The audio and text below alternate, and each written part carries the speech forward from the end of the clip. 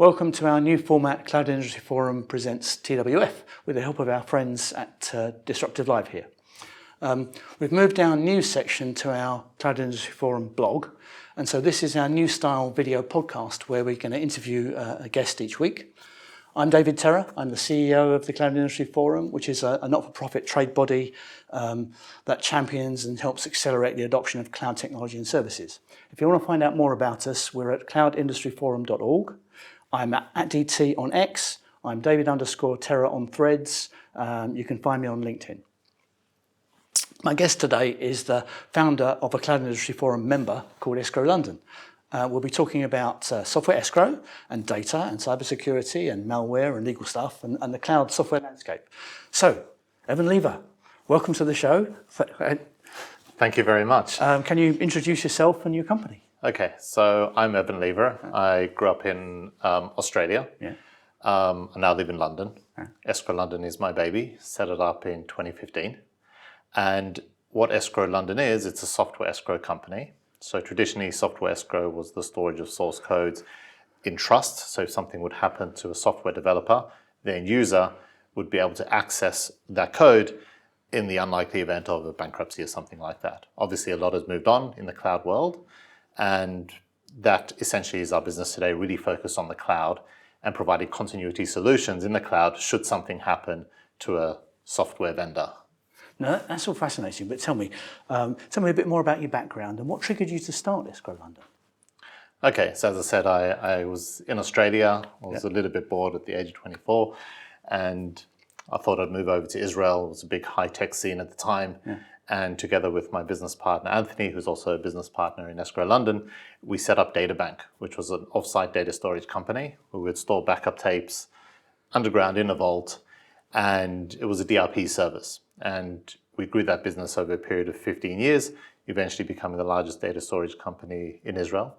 And we sold that business in 2014 and decided to move over to the UK with my family.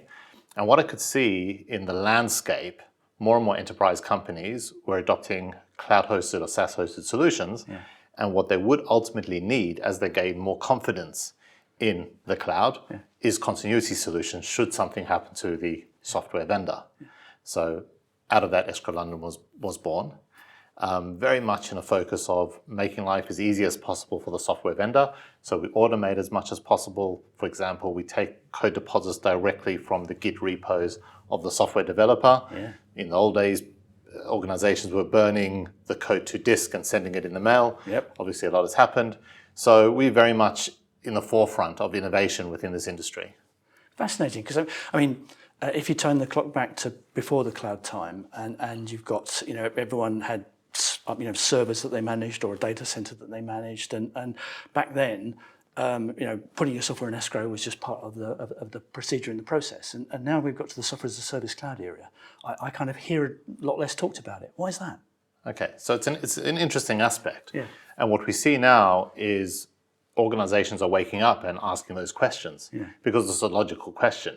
Now, companies like end users may adopt a SaaS-hosted solution and think, they take care of everything. They're taking care of the backup, the DR. I don't have to worry about anything. Exactly. Except for the situation where that software vendor is no longer around. And that's when it becomes far worse than if you had your systems locally hosted, because not only do you lose access to the system, you lose access to your data and everything else because it was all cloud hosted. So now more and more organizations are asking these questions, especially in the financial sector, banking sector, where there are regulations around compliance, to have a proper exit strategy should something happen to a third-party critical supplier. Okay. So pretty much every organization should have this sort of thing as part of their managing of risk and part of what they do. Sure. Well, if software is critical to them, which obviously it would be. These days it would be. And it could be. We had a very interesting conversation with a very large bank a couple of days ago. And for them, for example, the access controls to the building is not so critical because they could visually identify like ID labels of employees coming in. However, critical banking applications are now shifting to the cloud because of the innovation and wanting to adopt the forefront of technology. But they're asking this question, how do we deal with complying with the regulations, Yeah. having a proper stress to exit strategy, and being able to adopt these solutions. So that's what we do. We're there to consult with them and come up with solutions that would provide them with continuity and tested continuity, that if something happens to the software vendor, they can continue operations. And I know that obviously you've got relationships with the big cloud vendors like AWS and Google and Azure. What about the others? That you cover all of them, yeah? So ultimately, we can cover anything that's hosted, and we use different methodologies. Yeah. However, what we see today is it's probably 85% AWS, 10% Microsoft Azure, and 5% GCP, with a tiny dabble of the other providers. And that's essentially what we're seeing. Interesting. That's fascinating. Now, I see you published some research, related to this about business insolvencies, and obviously that as you mentioned earlier on, part of the problem here is your software provider goes bust. What do you do? Okay. Tell me a question now. No, yeah, sorry. So tell me a bit more about that and how prevalent it is. Okay, so it's more prevalent than you would imagine. Yeah. And as we see at the current market situation, funding for software companies or startups is diminishing. Yeah. It's very, very hard for startups to get funding today. Yeah. And when that dries up, companies go bust or blow out. Yeah. So we are personally seeing a lot of it, and then the statistics show for themselves. So figures I got from the insolvency service, Q3 this year compared to Q3 last year, there's a 34% increase of software companies and IT service companies going bust. Yeah. So there's obviously a trajectory, and that trajectory is going upwards. So it is obviously of concern. Yeah. And what we're also seeing in that front is where finance is available. So let's say a software company is getting a bridge loan or some sort of finance from a VC or private equity. What we are seeing is those funding organizations are demanding escrow, where the software company needs to put the IP as collateral, which was fairly rare before. But we're seeing it more prominent now because they're saying, well, there's obviously higher risk. So we need your IP as collateral, put it in escrow. Excellent, interesting. Now, you told us the story about how you moved from Israel up to the UK and started Escrow London here, but you're going global and you've got other offices now. Tell us a bit about that development in the business. Okay, so when we set up Escrow London, we could see huge international opportunity. And what I like about this business, as my other businesses I've got involved with, is they're boring, right? But they serve a very important purpose. Yeah. But what it means vital, is you don't have a huge amount of competition in the marketplace, and therefore you can thrive in what you do if you do it well. Yeah. So we set up Escrow London, headquartered here in London. Yeah. We've got a separate US entity in North America out of Atlanta. Okay. And for us that was important because often when you're dealing with US companies, they want US presence, US insurance, US agreements, US people. So we said, let's set up an area over there. Huge opportunities in the US. It's a much easier market to work in. Yes. The life cycle, sales cycle is a lot shorter. Yeah. For whatever reasons, agreements are less negotiated. They often accept like your standard T's and C's as opposed to like pulling the agreement completely apart. Which happens a lot over here. Yeah. And there's a huge amount of software companies and large organizations. So that's been a great move for us. And that business is growing really nicely. Yeah. And then maybe it's a personal thing. We wanted to set up an office in Sydney. Because you came from Sydney. Yeah. And we've got a growing market over there because ultimately it's a maturing market. Yeah. And more and more organizations there are asking that question, what happens if our software supplier or cloud supplier goes bust? How do you deal with that? When we actually deal in Australia with a lot of government departments because they're keen to adopt cloud, specifically Microsoft Azure in Australia, and they need these solutions. Excellent. Now obviously you're kind of sticking to English-speaking markets there, which is kind of obviously that's where you're going to start. Any plans to move into other territories with different languages involved? Well, from those territories, we service the rest of the world, basically. Okay, and we're essentially global. So dealing with a lot of contracts in Germany. Yeah. We have a strong presence in the Scandinavian countries. Cool. So Norway, Finland, Sweden. We're very strong there. And then also the Middle East is growing in terms of Saudi. Yeah. They're keen users of escrow. Yes. And the UAE. So it's quite interesting in terms of that. However, language-wise, English is a global business language, and ultimately our agreements are in English, and everybody seems to be happy enough to work with those languages, although we offer various jurisdictions. Very good.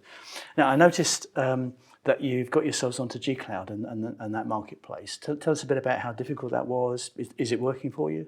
So it is a process to enroll yourself in G-Cloud. You have to prove your credentials, that you're a suitable supplier, you have the right accreditations like ISO 27001 and things like that.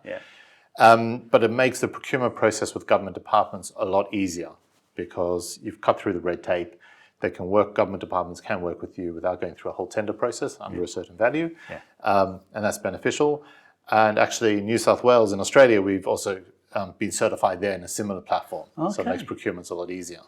Oh, very good. That's very good.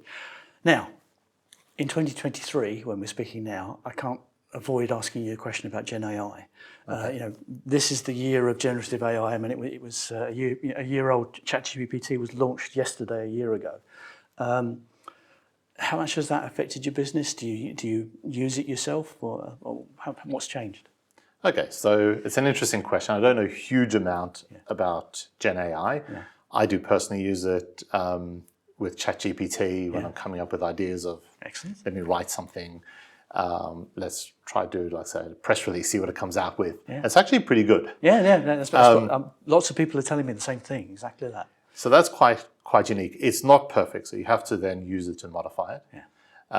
With my kids in the homework, I say it's not the best idea to. You can use it for guidance, but don't hand that in. Like, be smart with it. And then from an AI perspective, in terms of the future, I think there could be a potential in coding with AI. Potentially takes away from the creativity side of things. But what I did do is in looking into this, there's an element with regards to copyright law, because the Gen AI needs to be trained. It needs to see code, but what code is being put into there, and therefore is that something subject to copyright laws? So the EU is actually looking into that, because potentially it could be a massive problem. Fascinating.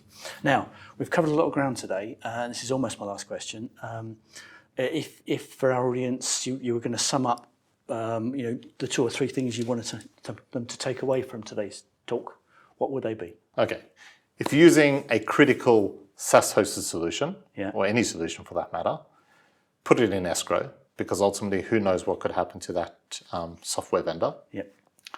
Secondly, get it tested. There's absolutely no point in having source code or access credentials or whatever stored in escrow if it's not usable. So we very much emphasize that, and some of our solutions involve us deploying the environment to our own cloud account that could be used in a trigger event, so we can transfer that over to the end user, the beneficiary, so they've got real continuity of service. So that must be tested. And the third thing I'd like to come across, as I said earlier, is way more companies go bust than you would imagine. And we just, as I said before, we're just seeing it all the time now. Excellent stuff. So if people want to find out more about Escrow London and you, Evan, where do they go? Okay, so Google Escrow London or Software Escrow. You're going to find us in very high up because we're very strong on SEO. Escrowlondon.com is our domain. And you can email me, evan@escrowlondon.com, and happy to have a no obligation chat about what we can do for your business. Excellent stuff. Evan, that's been really, really good, useful. Awesome stuff. Thanks a lot. Awesome. Thank you, David. I hope you enjoyed hearing about Evan's story and learning more about Escrow London. We'll be back next week live at 2:30 in the afternoon on Wednesdays. We're moving to Wednesdays from this point on. We want your feedback and suggestions. Maybe you want to be on a guest on the show. Put something here in the comments at LinkedIn or email us at info@cloudindustryforum.org. Part of the reason for switching to this newer format is so that we syndicate the show, so pretty soon you'll be able to find us on Spotify and Apple too. But I hope to see you next Wednesday. Thanks very much.